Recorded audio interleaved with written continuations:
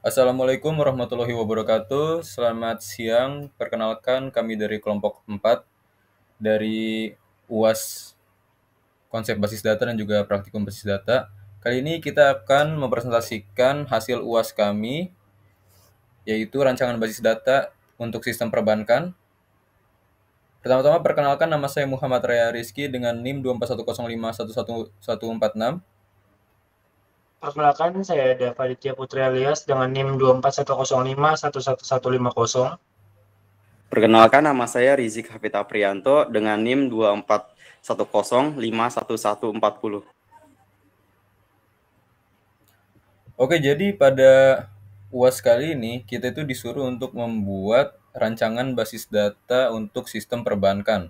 Di sini kami menggunakan MySQL dan langsung saja kita masuk ke pembahasannya. Jadi sebelum kita merancang ERD-nya atau Entity Relation Diagram, kita melakukan analisis requirement pada objek dan event pada sistem perbankan ini. Dan setelah melakukan analisis requirement itu, kita menemukan objek dan event-nya. Objeknya itu ada staff, manager, nasabah, rekening, produk, dan juga pengajuan. Event-nya yaitu staff melayani nasabah, manajer menyetujui pengajuan, nasabah memiliki rekening, dan nasabah mengajukan produk. Setelah berhasil melakukan analisis requirement dan menentukan objek dan event, kita merancang ERD-nya. Di sini terlihat ERD-nya. Ada staff melayani nasabah, nasabah memiliki rekening, dan juga manajer menyetujui produk, nasabah mengajukan produk. Untuk atribut-atribut tersendiri, staff memiliki ID staff, email, alamat, nama, nomor telepon, dan staff ini akan berelasi dengan nasabah yang kardinalitasnya one to many. Nasabah memiliki atribut NIK, nama, email, alamat, nomor telepon, ID staff. Nasabah akan berelasi dengan rekening yang kardinalitasnya one to many. Rekening memiliki atribut NIK, nomor rekening, status, saldo, dan rekening ini akan berelasi dengan nasabah. Manajer memiliki atribut ID manager, email, nama, alamat, nomor telepon, dan manajer akan berelasi dengan produk yang kardinalitasnya one to many. Selanjutnya sini ada table produk dan juga table pengajuan.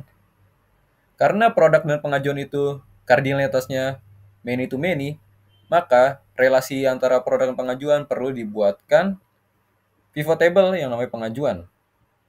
Jadi pivot table di sini untuk relasi antara produk dengan nasabah yang dihubungkan dengan pivot table pengajuan. Langsung saja kita masuk ke dalam MySQL-nya. Di sini ada create table staff. Kita langsung saja praktekkan membuat table staff-nya. Di sini disclaimer dulu, saya menggunakan Visual Studio Code untuk mempermudah pembuatan query dan juga mempermudah visualisasi tabelnya nanti. Table staff berhasil dibuat. Selanjutnya kita akan membuat table nasabah. Nasabah berhasil dibuat. Selanjutnya kita akan membuat table rekening. Dan rekening berhasil dibuat. Selanjutnya kita akan membuat table manager. Table manager berhasil dibuat. Selanjutnya ada table produk. Kita run dan table produk berhasil dibuat. Selanjutnya ada table pengajuan. Dan table pengajuan sudah berhasil dibuat. Misalkan kita di sini lihatkan pada show tables.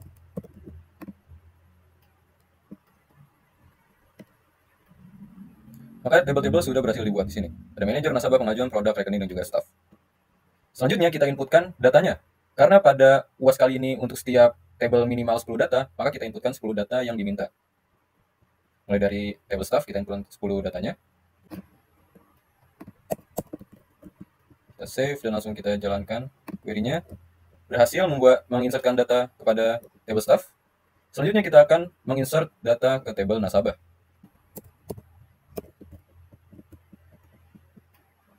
Data nasabah berhasil diinsert. Selanjutnya kita akan insert data rekening. Table rekening berhasil diinsert.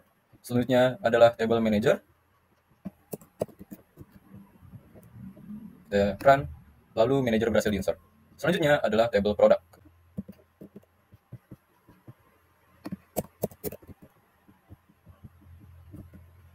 Table product berhasil di-insert. Dan yang terakhir adalah table pengajuan, yaitu pivot table antara nasabah dan juga produk.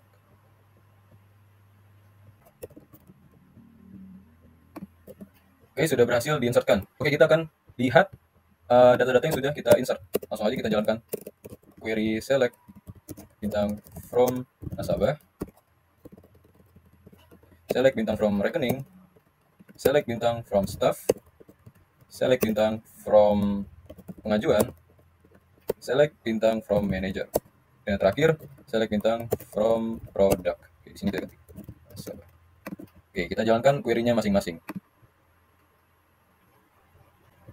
Di sini adalah data nasabah, sudah diinsertkan sebanyak 10 data. Lalu kita lihat data rekening, sebanyak 10 data juga. Lalu data staff, sebanyak 10 data juga. Selanjutnya data pengajuan. Selanjutnya adalah data manager. Dan yang terakhir adalah data produk. Oke, semuanya berhasil, kita inputkan masing-masing 10 data.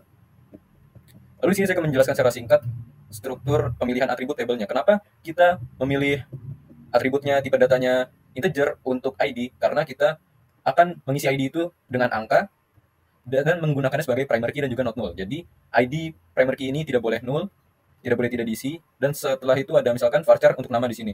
Karena nama itu akan bersifat string nantinya. Dan untuk nomor telepon di sini kenapa menggunakan varchar dan tidak menggunakan integer? Karena dari nomor telepon itu menggunakan angka kosong di depannya. Contohnya misalkan 0857. Pada integer, angka kosong di depan itu tidak akan terdeteksi sehingga angka kosong akan hilang. Sedangkan menggunakan varchar, angka kosong akan tetap terdeteksi. Oke, selanjutnya akan dilanjutkan oleh rekan saya. Terima kasih pada rekan saya sebelumnya yang telah menjelaskan struktur table dan data yang akan saya gunakan di penjelasan kali ini. Pertama-tama saya akan menjelaskan tentang yang namanya aggregate function. Di aggregate function, saya akan menggunakan sum, count, average, dan min, dan max terakhir. Pertama-tama kita akan mencoba aggregate function yang bernama sum. Di sini, query yang bisa kita ketikkan, misal saya ingin memilih total saldo dari tabel rekening. Kita bisa menggunakan select total saldo akan ditampilkan. Selanjutnya kita akan mencoba count yang akan menghitung jumlah dari baris sebuah tabel. Cara menggunakannya, semua jumlah rekening akan ditampilkan. Selanjutnya kita akan mencoba average. Dalam query kita bisa menggunakan maka rata saldo akan ditampilkan. Lalu selanjutnya kita akan mencoba min. Min ini akan mencari. Misal saya ingin mencari saldo yang mempunyai nilai paling rendah. Itu bisa menggunakan. Maka saldo terendah pada tabel rekening akan ditampilkan. Dan yang terakhir, kita punya yang namanya max. Max ini seperti kebalikan saldo, kita bisa menampilkan saldo yang paling besar atau paling banyak. Maka saldo tertinggi akan ditampilkan. Lalu selanjutnya kita akan mencoba join inner dan outer. Yang pertama kita akan mencoba inner join yang akan saya gunakan dua tabel, yaitu nasabah dan rekening. Saya akan menggunakan inner join untuk menggabungkan data dari kedua tabel berdasarkan kolom NIC, lalu menampilkan kolom NIC dan nama dari tabel nasabah serta kolom nomor rekening dan saldo dari tabel rekening. Query-nya sebagai berikut. Maka semua data NIC, nama, nomor rekening, dan saldo akan ditampilkan. Lalu selanjutnya kita akan mencoba outer join. Di outer join yang kali ini kita akan mencoba untuk mengambil data dari dua tabel. Seperti sebelumnya, kita akan menampilkan NIC, nama, nomor rek, saldo menggunakan right join. Query-nya sama seperti di atas, namun ada perbedaan di inner join-nya.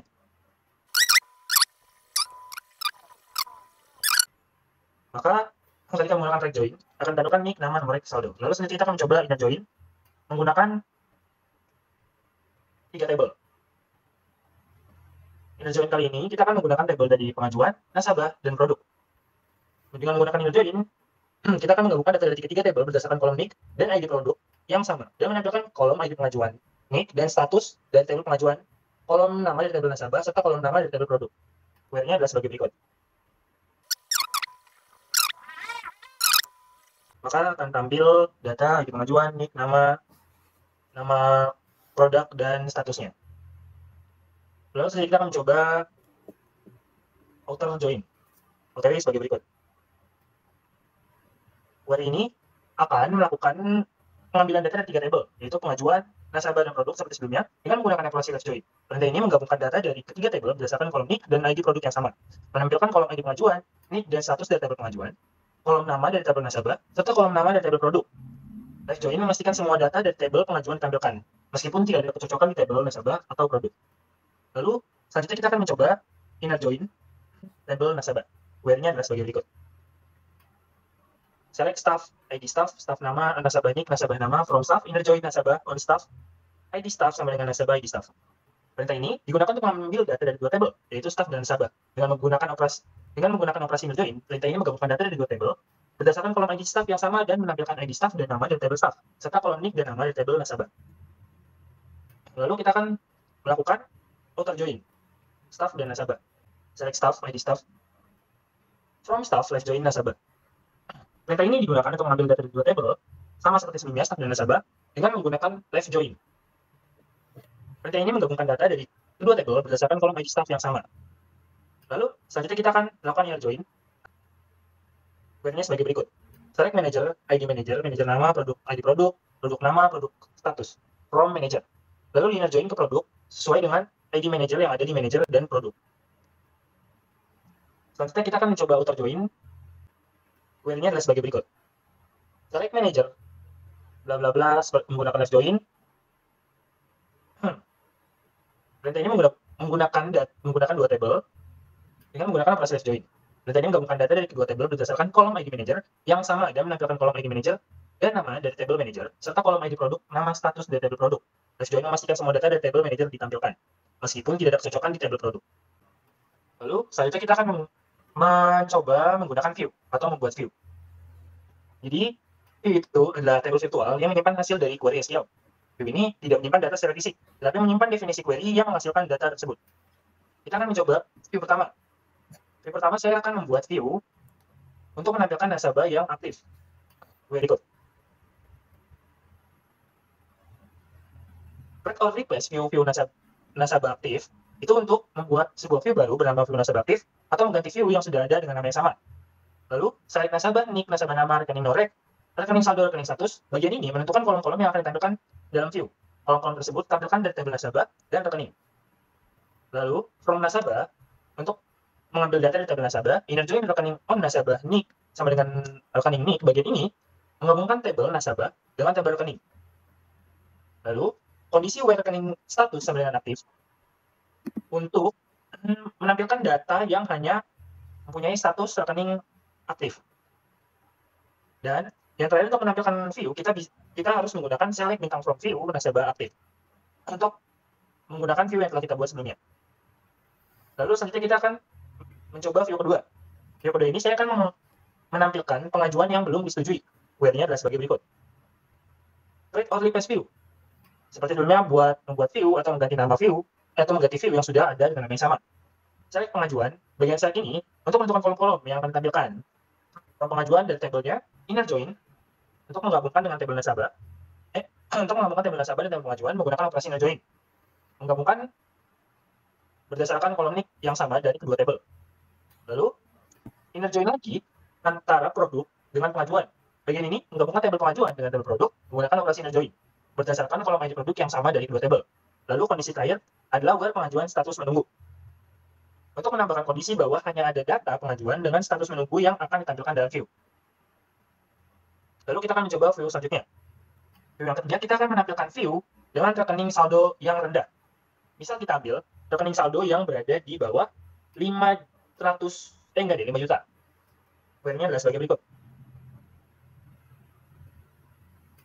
Create or replace view dengan nama view rekening saldo rendah.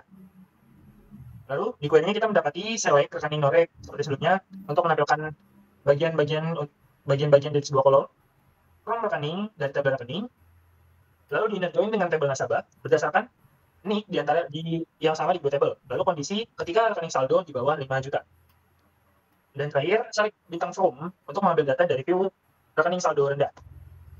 Lalu kita akan membuat view yang terakhir, view pengajuan produk. Query-nya adalah sebagai berikut. Kita menamai sebuah view atau mengganti view pengajuan produk. Query-nya ada select untuk menentukan kolom-kolom yang akan ditampilkan di dalam view dari tabel pengajuan, lalu dinerjoin ke nasabah berdasarkan nick di antara pengajuan dan nasabah. Lalu dinerjoin lagi ke dalam tabel produk dengan tabel produk berdasarkan pengajuan ID produk dan produk ID produk. Lalu mengambil data dari view. Untuk penjelasan view segitu saja. Selanjutnya akan dijelaskan oleh rekan saya. Ya, selanjutnya akan dilanjutkan oleh saya. Berikutnya ada subquery. Subquery itu adalah mengambil data dari suatu tabel menggunakan hasil dari query lainnya. Di sini di contoh pertama, yaitu query pertama itu untuk menampilkan nasabah dengan saldo di atas rata-rata.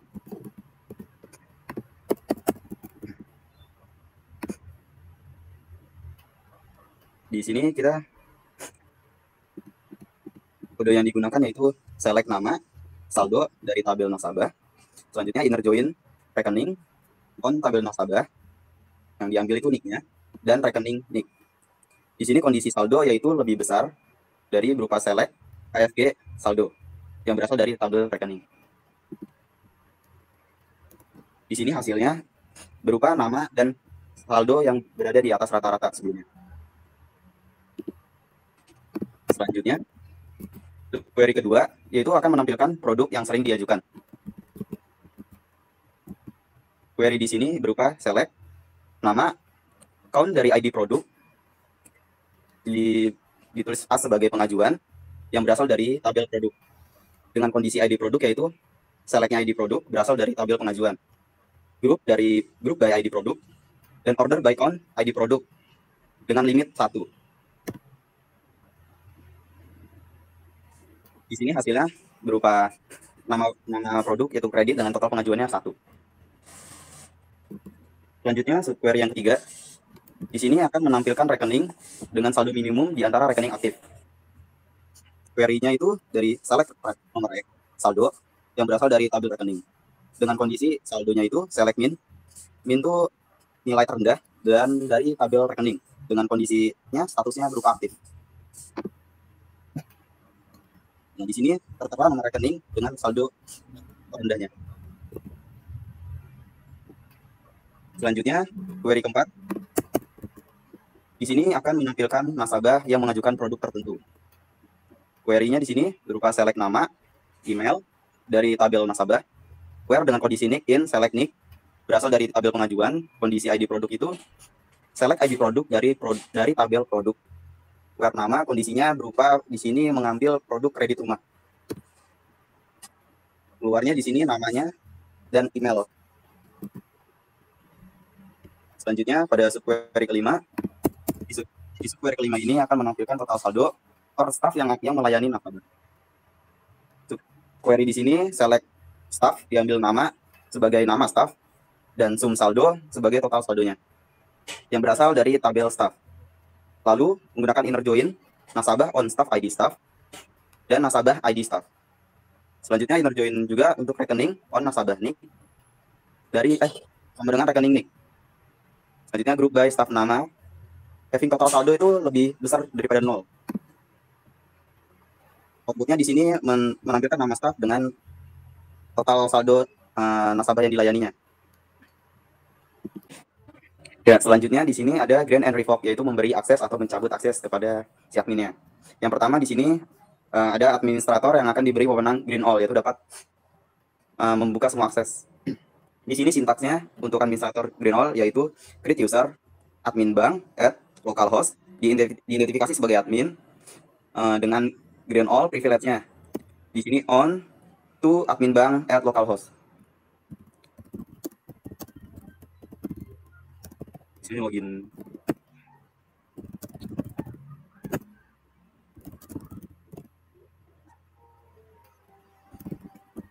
Selanjutnya akan menggunakan perintah select. Di sini kita menggunakan wewenang untuk mengakses select pada tabel nasabah. Ya, selanjutnya kita akan mengakses insert Di sini Sintak menggunakan insert into nasabah dengan menambahkan data-data.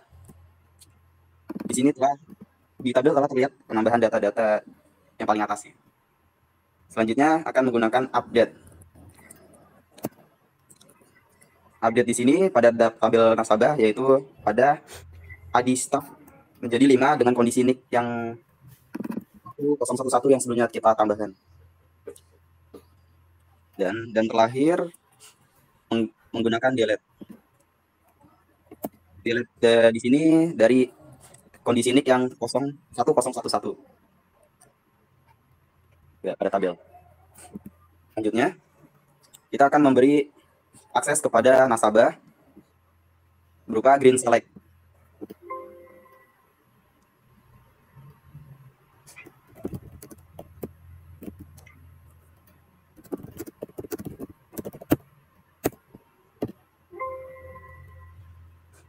Di sini sintak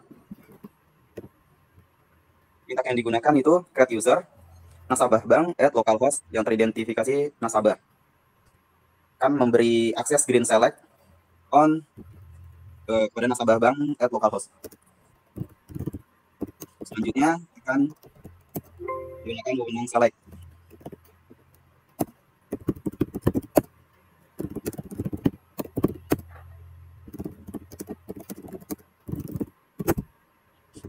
Wewenang select ini berhasil yaitu select dari tabel nasabah. Selanjutnya akan sintak select berikutnya kepada tabel manager. Selanjutnya query select kedua di sini akan menampilkan tabel manager seperti yang ada. Selanjutnya query untuk select ketiga di sini akan menampilkan tabel pengajuan. Ya, bisa. Selanjutnya kita akan memberi wewenang kepada teller dan customer service. Selanjutnya akan memberi wewenang kepada teller dan customer service. Di sini memberi grand select, grand insert, dan update.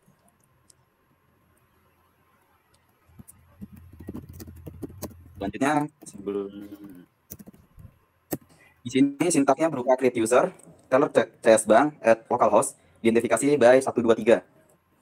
Di sini memberi grand select, insert, update on teller CS bank @localhost.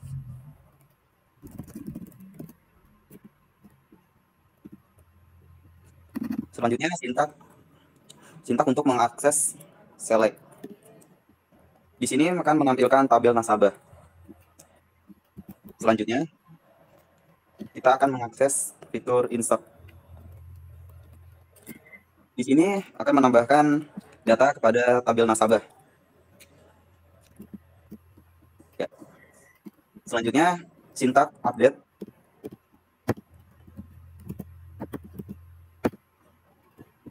Di sini akan mengupdate tabel nasabah berupa nomor telepon dengan kondisi nick-nya itu 31741231123. Ya, yang di paling bawah. Selanjutnya akan menambahkan wewenang green kepada bank manager. Sabar.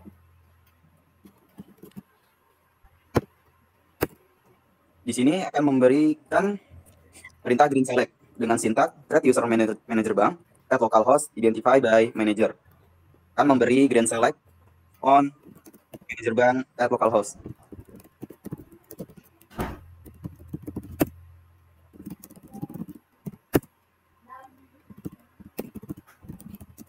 Selanjutnya akan mengakses sintak select. Di sini akan menampilkan tabel nasabah. Tabel nasabahnya ada keluar. Berikutnya sintak select pada table manager. Table manager. Sintak selanjutnya select untuk tabel pengajuan. Sebelumnya kita sudah memberi hak grant atau wewenang kepada para admin. Sekarang kita akan menjalankan fungsi revoke, yaitu akan mencabut semua wewenang yang diberikan kepada admin sebelumnya.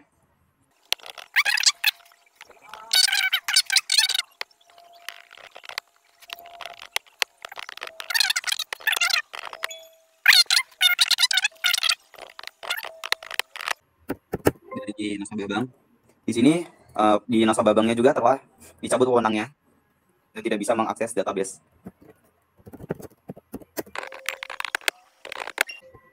Nah, dan terakhir, admin perbankan di sini tidak dapat kembali mengakses database sebelumnya.